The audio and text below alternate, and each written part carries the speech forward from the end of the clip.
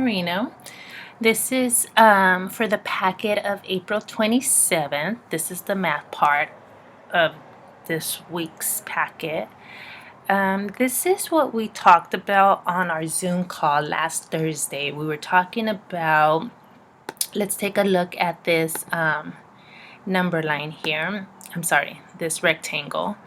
And this is the shape of a rectangle. Now, this shape of a rectangle is divided into 2, 3, 4 parts. So there's 4 parts. Remember that your numerator is how many parts there are, and then how many parts complete the whole.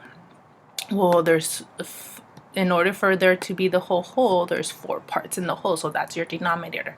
So remember, when the numerator and the denominator are the same, that equals a whole, right? You need all these 4 parts to complete this rectangle. Okay, that's what we learned. That's review. So now you're going to transfer that knowledge onto a number line. Same thing. Okay, so here you have your number line.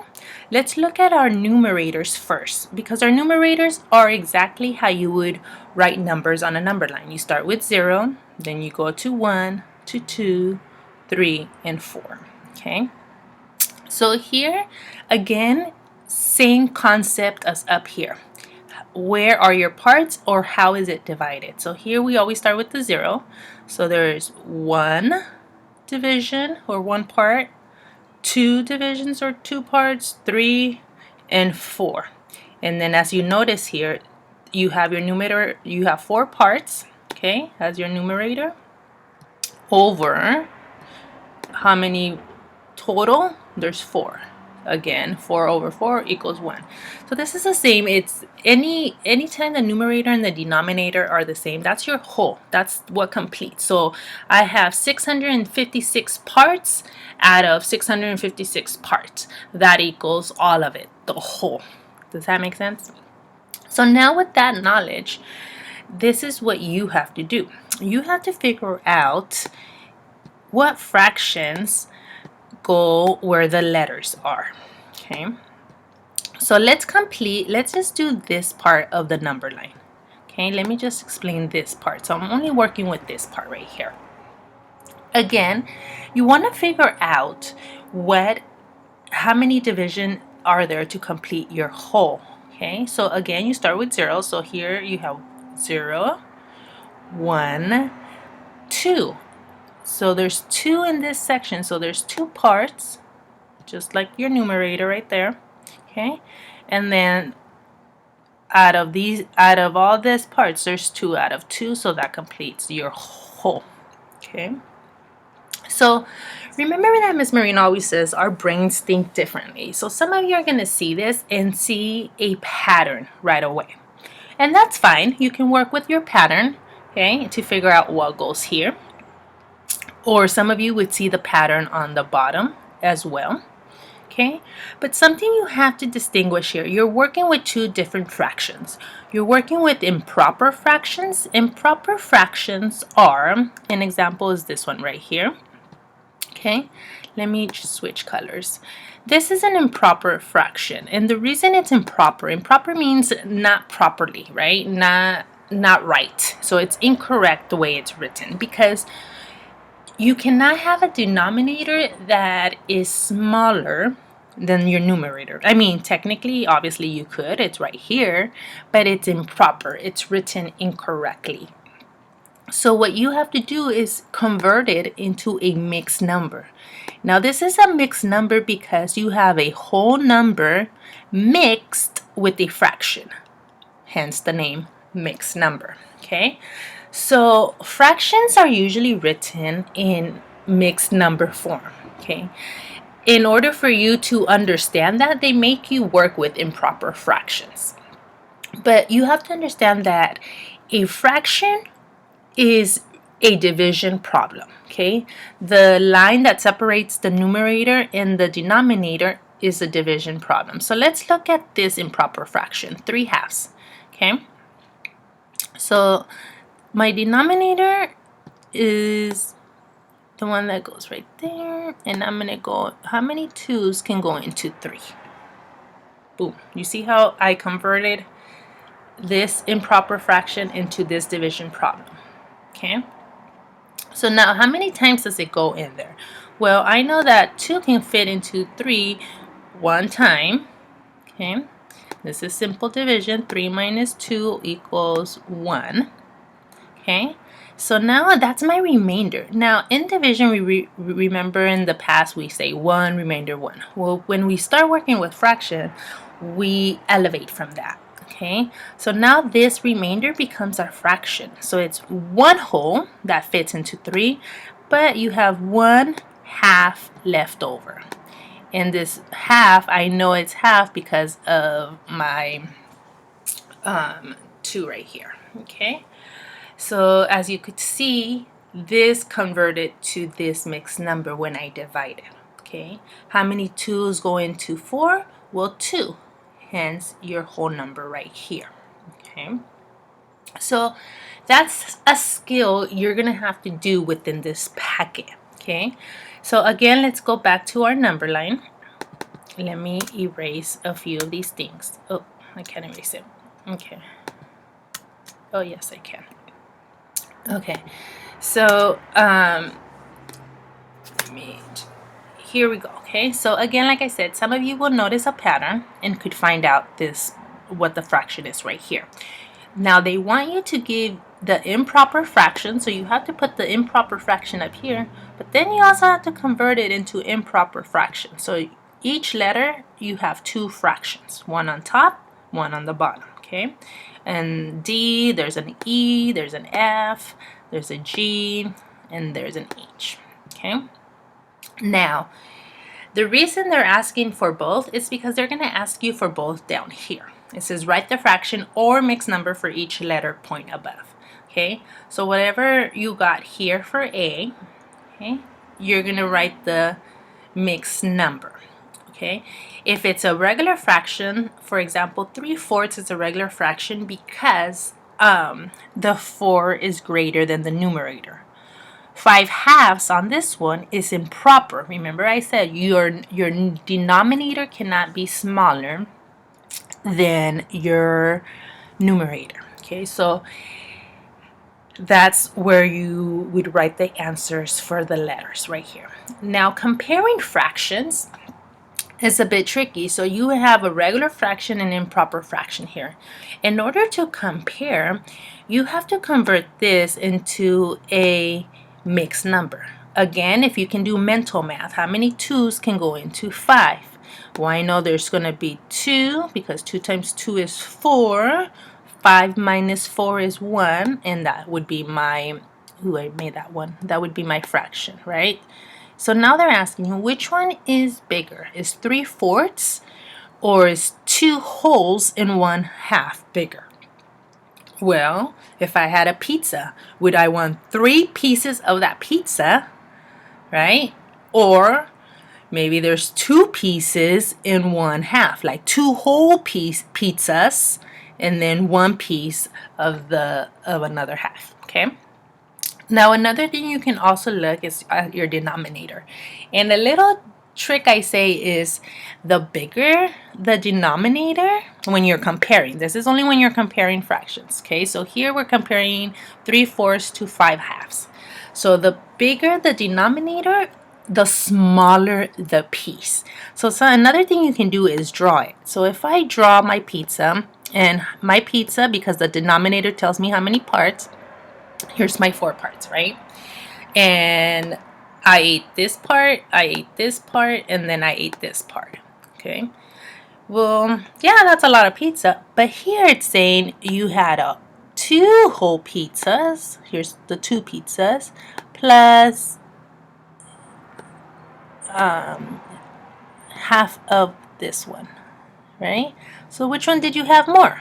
Obviously, if you ate this one, that's a lot of pizza you ate, but this would be more. So 5/2 would be greater. Oops. Whoa, that's not what I wanted. 5/2 would be greater than 3/4. Okay, so that's how you would do these. So this is an improper fraction, so you have to convert it first. This one's also an improper fraction. So you could practice converting. Now here, they want you to figure out, tell how many equal parts are between the 0 and the 1. So just like we did up here, when we were working with this part and we had to figure out what's my whole, because we needed to figure out the denominator, that's exactly what they want you to do here, except they're not giving you hints here. You just have to figure out the whole. So here would be 0, 1, 2, that's a 2, and 3. So I know that my whole is, that would be 3 out of 3 would make my whole. Now it's asking you what this fraction would be. Okay, where's the A? What fraction would that be? So you would write that. Okay, again, down here you have comparing. These letters are the same ones as you did prior, A, B, C. This is where you would be writing the answer. Again, here they give you the number line and they give you the fraction, and you have to locate the fraction. Same thing, you have to figure out how many pieces, how many parts it's divided into to figure out what that whole is. Once you figure out that whole, that's going to help you. Okay. Down here, they give you this number line. Okay. Here it's saying it's 4. So if this is 4, you convert this, your whole number, into 4 out of 4, right? That'll help you with the fraction. But then you need how many parts? So you have 0, so you have 1. This would be your 2 and 3. Okay. So this would be 1/4. This would be the 2/4, right? And 2/4 technically is a half. Okay, not technically, it is a half. And then your 3/4 would be this right here. Okay, so it's asking you, is this 1/4 closest to 0 or is it closest to 1? So you have to figure that out with these fractions. Again, you have greater and lesser than. Okay, I want you to really look at this one. This is something I'm going to have you take a picture of, and we're gonna this is the one I want to see when you this is going to be an assignment you have to turn in, this one. So here's the penguin math. Okay, read it carefully, annotate the problem, see if you would agree with what he's thinking. Okay, again, and I want to see your work and write your response here. Okay, you have a review of measurements here. So this is part of last week's packet. That can help you. And then you have word problems. Okay, you have to use this one for number 1 and 2. And then this one for number 3. Now, word problems, I do expect you to annotate. So John and his 5 friends want sandwiches. So here I know that John and his 5 friends, that equals 6 people. Okay, because you have to include John. They make 2 sandwiches. Okay, so I know that they made 2 sandwiches. One is short loaf and one is long loaf. John cuts each sandwich into 6 pieces. His friends think the pieces are not the same size. Okay, so the question is, are John's friends correct? You got to figure it out. So you have to, it's a fraction problem. Okay, what can John do to make sure everyone gets the same amount of food? So you want to annotate the information you need. Okay.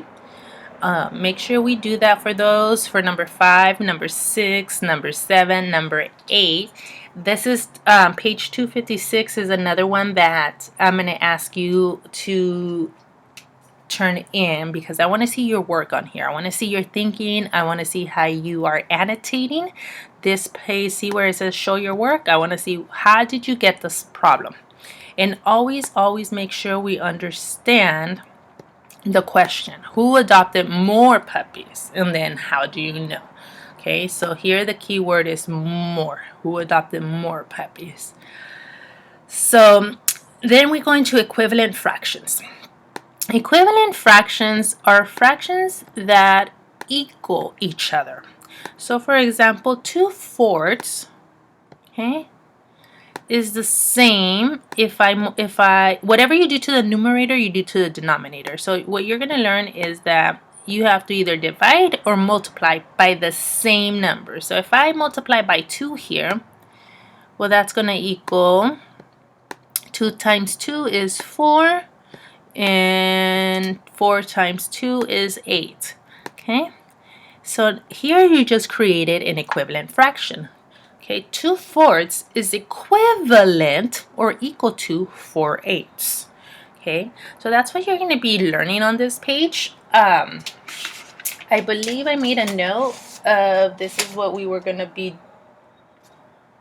trying to do on Thursday. Okay, again, you have more equivalent fractions. Here they're showing you how to multiply, and then on the next page they show you how to do the same thing but using division. Okay, so here we see, so let me change color. So we have 1/3, this is your fraction, okay, times 6. So when I times by 6, I go 1 times 6 equals 6, 3 times 6 equals 18. So 1/3 is equivalent to 6/18. So you're going to use this multiplication chart to kind of help you find the equivalent fractions. Okay, so you have 1/3, and right here 6/18. Okay. You're going to practice doing that, and again, you have Penguin, the little math dude. And then here you just have to find out the answer of the equivalent fractions. Okay, and they kind of do the work for you already. You just have to make sure you know your multiplications. Okay. Again, you're annotating your stories here, making sure you get the right answers. You're working with equivalent fractions again. Here they're showing you how from 1/3, this rectangle is equivalent to this 1/6 bar, even though these 6 bars are cut smaller, but then these two are equivalent to 1/9, the bar of 1/9, even though they're cut smaller, and then it's equivalent to this one, it's equivalent to this one, and it's equivalent. And you can tell because the rectangle is the same size. What changes are the pieces, the parts, right? Okay. And this is a good example of what I had told you. The bigger the denominator, the smaller the piece. So here, would you rather get, if this was a cake, would you rather get 1/3 of the cake or 1/18 of a cake, the piece? You see that? So that can kind of help you. Here you're doing the same thing, except you're doing the opposite of multiplication, which is division, to get the equivalent fraction. So you're working with the bigger fraction to try to get the smaller fraction now. Okay, again, review and practice, more review and practice. Okay, and then we come to common denominators. Now this is going to be something that we talk about on our Zoom meeting. So if you have any questions here, please write them down. Write any of your questions. That way when we do Zoom, you're able to understand that part or ask about that part. Okay. Another thing this is more practice on fractions. So keep practicing. And then line plots. This is something else we're going to be talking about during our Zoom, but try to figure it out. It's a little graph, okay? You're plotting the information there. So, and see if you can answer the question using the graph that they give you, and then they have you create your own plotting. You have to plot it, okay? So again, we will discuss this during Zoom, but please try to complete it using the directions. Okay, all right, kids. Well, hopefully that helps you understand these pages. Okay, if you need help, remember Wednesdays from, was it 11:30? I think I said 11:30 to 12. I will be available.